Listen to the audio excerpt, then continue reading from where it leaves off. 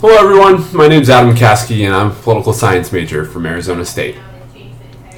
While many people hear the term social democracy and believe it is the same thing as socialism, this is simply not true.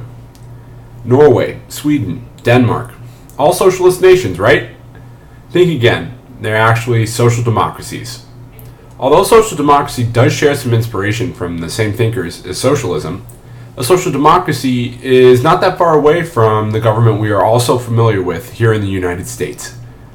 Social democracy is a perfect blend of governing, gathering inspirations from both classical liberalism as well as socialism, taking some of the good ideas that promote equality and freedom from both sides of the spectrum allows social democracy to find a happy middle ground. In Amuria, our government is structured quite similarly to that of a more neoconservative democracy, such as America, with many principles defending the right to be free. What separates Amuria's social democracy from more classical liberal influenced neoconservative democracy would be our socialist influences. Amuria does its best job at trying to give both equality and freedom to all of our citizens. Amuria strives to give these ideals to all through a strong central government of and by the people. It defends the rights of the people rather than just the wealthy or the businessmen.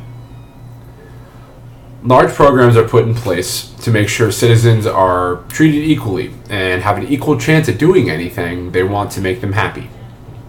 One major program that is set in place for our citizens to be treated equally is the state-funded tuition-free university program. All of the university programs in Amuria are provided through the state to allow every child to have the chance to acquire secondary education.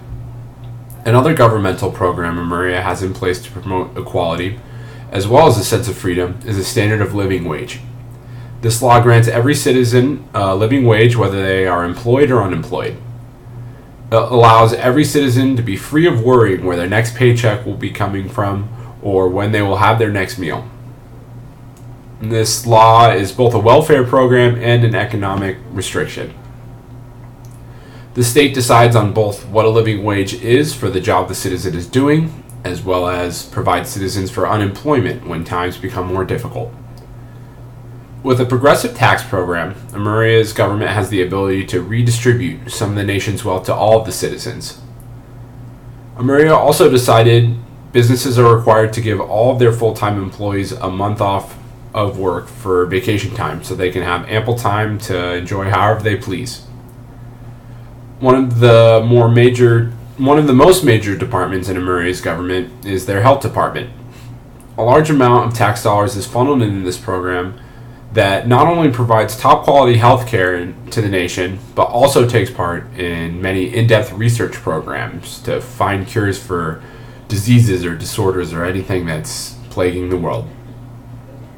When discussing the structures of government, they may sound somewhat familiar, and this is because this is still democracy. Lawmaking is done by a representative body of legislators. What is different, though, is that rather than having two chambers, we only have one large chamber that takes care of every task of lawmaking. Another difference between Amuria's legislative body and America's would be that it is proportionally represented. This means that instead of a winner-take-all campaign plaguing our state, each party takes a proportional amount of seats in the legislative body. This allows more parties to be heard and to have an equal chance of gaining notoriety.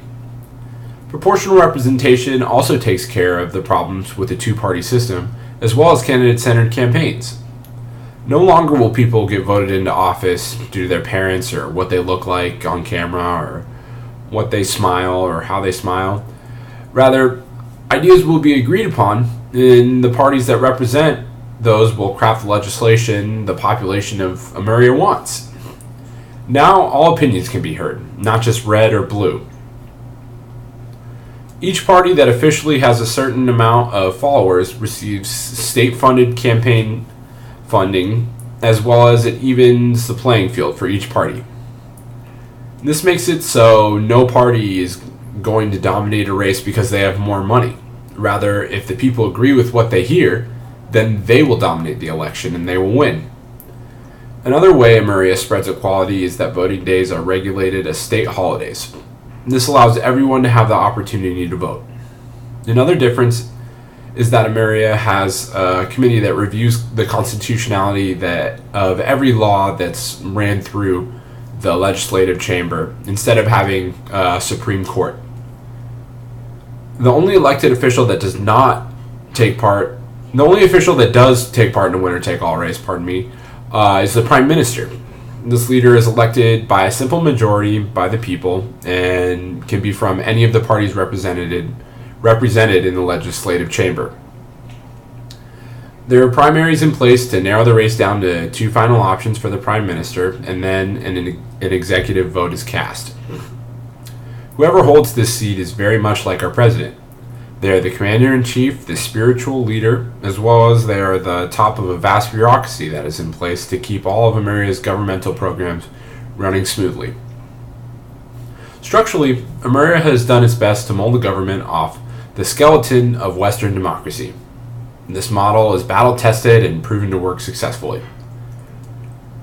Where we differ is the vast amount of guts, or programs for us, we do not share with a nation like America. Rather than putting all of our government's emphasis on freedom, we mainly focus on providing equality, which in turn will allow freedom for all of Amuria's citizens. Thank you.